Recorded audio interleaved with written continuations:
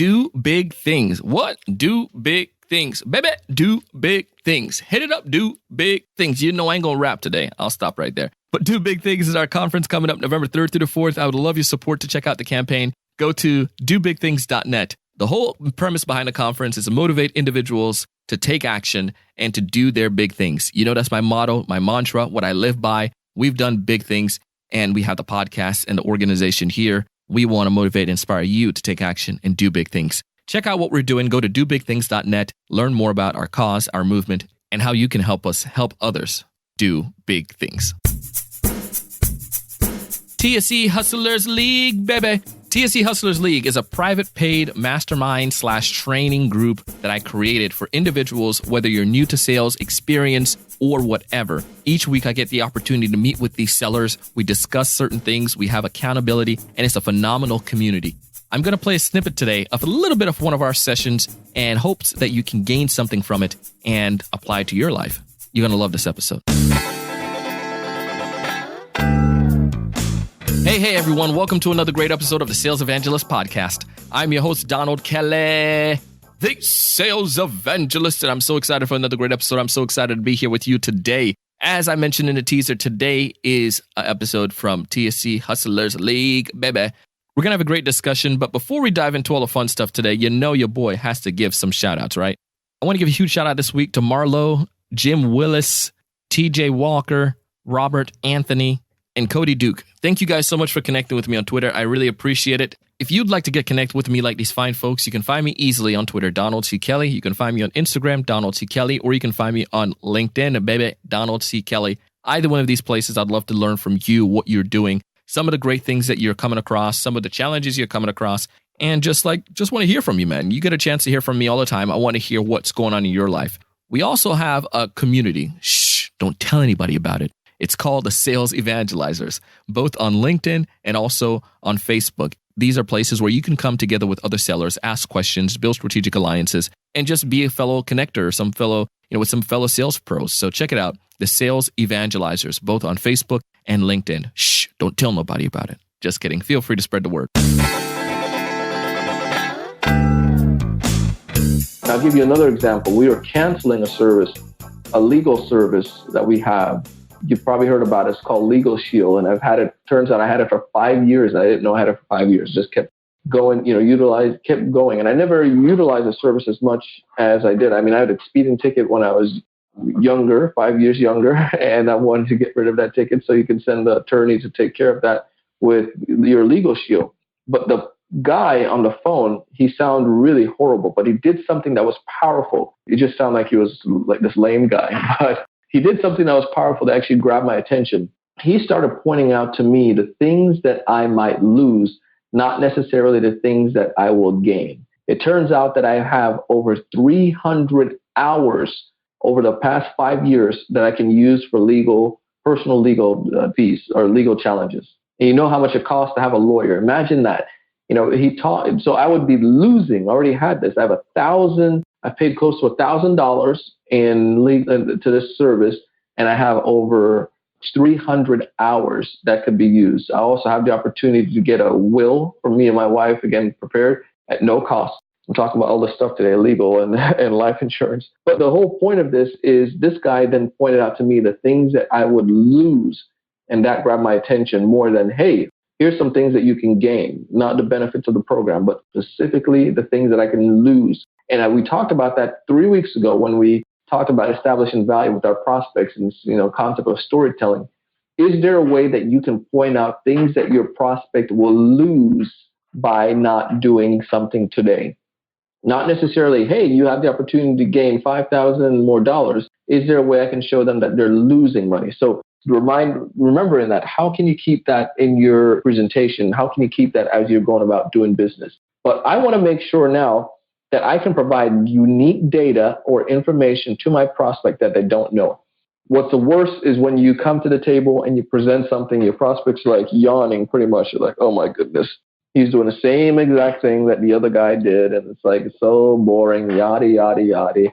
I already know this stat that if 50% of, people in my industry are not making money, whoop-de-doo. And, people might present that data and think it's going to be powerful, but what does that data tell you? It doesn't tell. It just says 50%. Why are they losing data? How are they losing it? So we're going to talk a little bit more about going deeper into the insights and helping you establish some more credibility with your prospects. We want to make sure we provide stuff that's going to wow our clients. And here's one way you can present things that's going to wow your client. I'm going to tell you about the DARE program in just 1 second. And you're probably like, why is this even in the sales training? I'm going to give you exactly why in 1 second. But the data you provide to your prospects, it needs to make sure that it gives you an opposite view. Is there a counterintuitive view that you can show?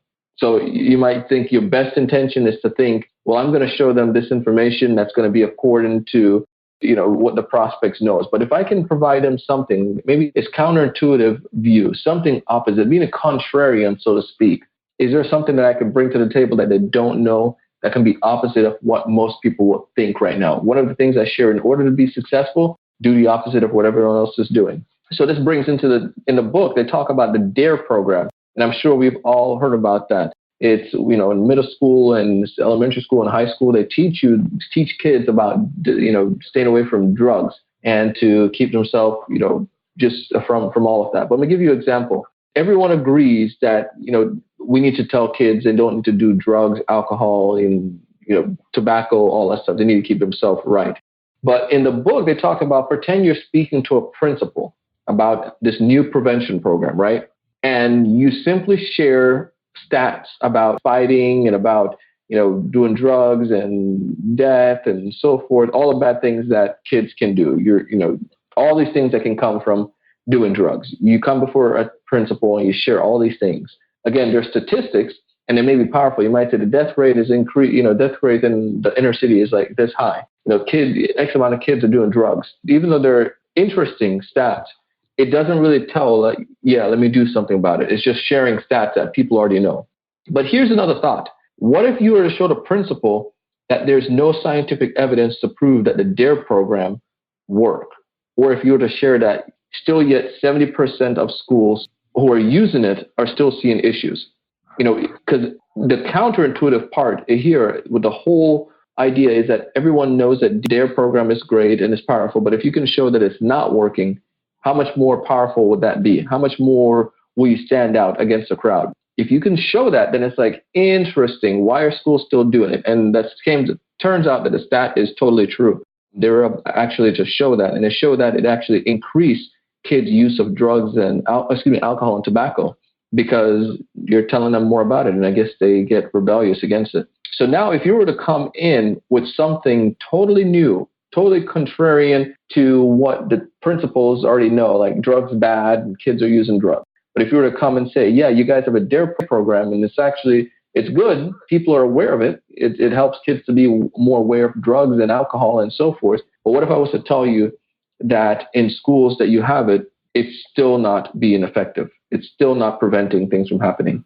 That, my friend, is bringing something different to the table. So your prospects, they might say you might sell cars or something to that nature and, automobiles, vans or whatever.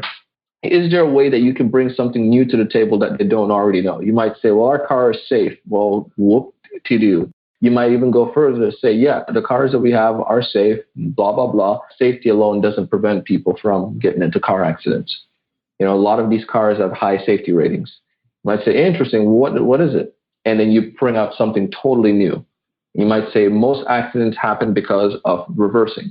And this is what we've done to do so. And by having a backup camera, it helps.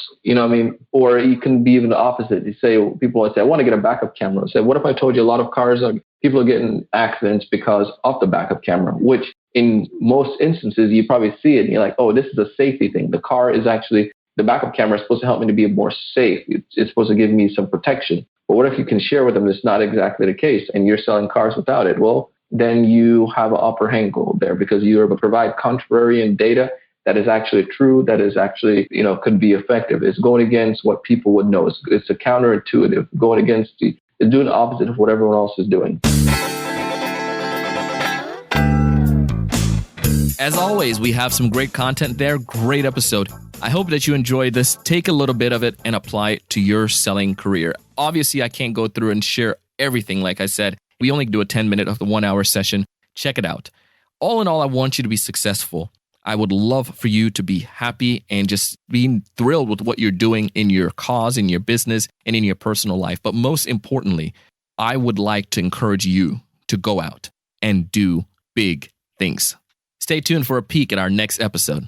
Notice that you make an assumption about another person. And if you can come back to the beginning, to that inception point of making that assumption, and choose to be curious instead,